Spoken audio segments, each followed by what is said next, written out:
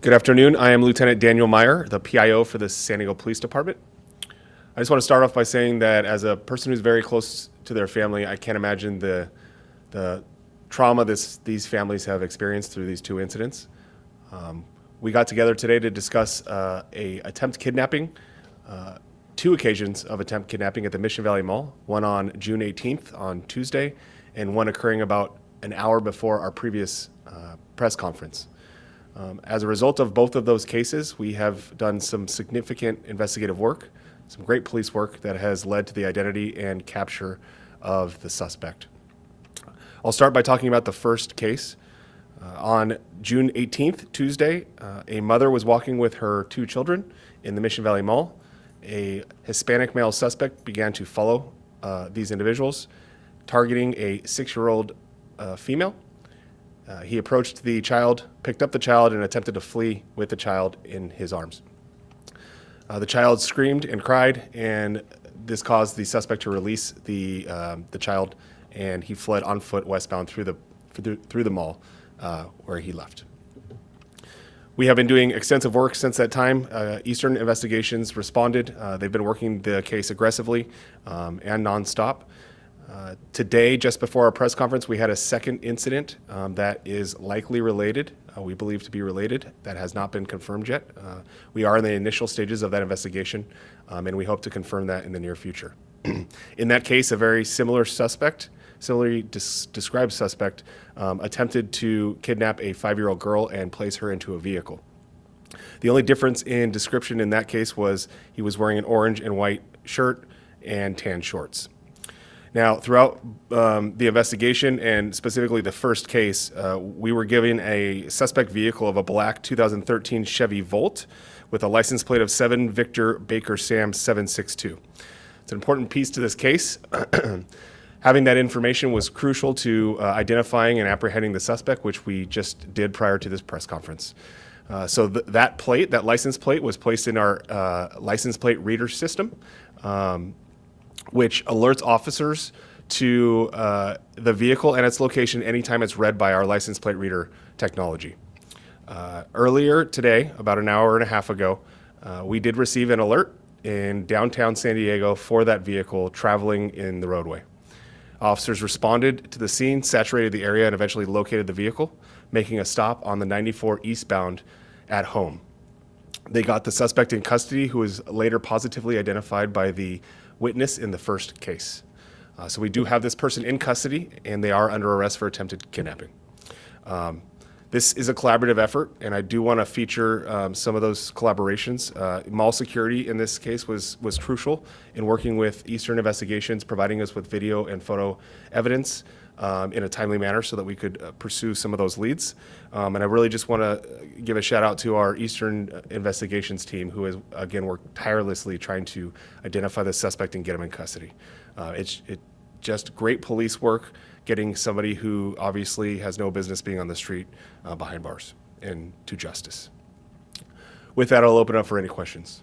You mentioned that he was positively identified by the victim, is that correct? So a witness in the first case, yes. Is there a relationship between the two? It may be early to tell. No, there's the suspect is a stranger in both cases. Are you releasing the identity of the suspect or anything? Yes. Identified? Yeah, so his name is Rene Lujan, Lujan. His date of birth is 3/1/82. In the near future, I will put out a press release that has his information on it, as well as potentially a photo from surveillance. Do you mind repeating that name again for me? Rene, Rene, Lujan, Lujan. Is there a criminal history on this man that you're able to share that lends to him doing this perhaps in the past? So I don't have that information readily available. I would point you to Eastern Investigations to provide you with that information. Have we gotten any more info in the past 2 hours as far as how the second attempt unfolded? The information I provided in the press conference is all I have at this moment. What your parents watch out for? People were really disturbed when I was asking them, because that's what we do.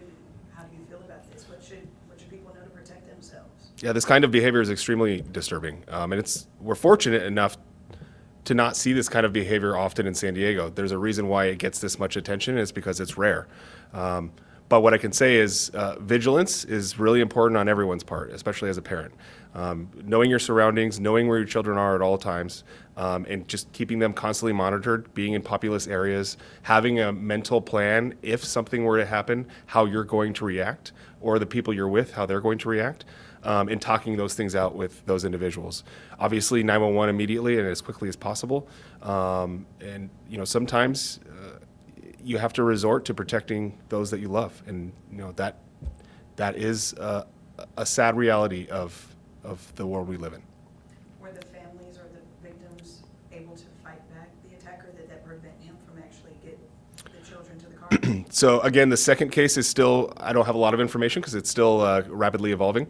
However, in the first case, what caused the suspect to release the child was the child crying and screaming. So, child instinctively did that, I think, and it was the right thing to do because it did cause him to release her. Let's talk about the license plate reader technology if we could, because, that tends to be in the headlines a lot, and people sometimes feel a certain way about it, but in this case, it really was pivotal to catching this person very Absolutely. quickly. Absolutely. Yeah, so I'm not the subject matter expert when it comes to the license plate readers, but what I can tell you is there's some features that are built into the system that allow for us to actively search for vehicles. So in this case, we were very fortunate to have a full license plate for the suspect vehicle, and that allowed detectives to be able to enter that license plate into the system. And so basically we're on the ready and standing by for this particular vehicle to drive by a license plate reader camera and be captured. And once it's captured, it alerts all police officers in the city as to where this vehicle's at. And the response that's given is a saturation to immediately find that car, right? So it pinpoints exactly where it was in a period of time. It's a moment in time, but it tells us where it was at a period of time and the direction of travel it's traveling in, right? We can tell that from photos and so forth. And it's then police work that lends to getting that person in custody. You're predicting the amount of time that's passed, the direction they were traveling, and trying to understand the behavior of the person that may drive in a particular direction to try and intercept that vehicle. Could you tell us anything about the arrest? If it was a traffic stop, or if this person was parked, or if they went willingly, anything about the arrest? Yeah, so eventually the vehicle stop occurred on the 94 eastbound. By the time officers located and were able to stop the vehicle, the person did pull over to the side of the freeway and was compliant and was taken into custody. Anyone else? All right, thank you so much.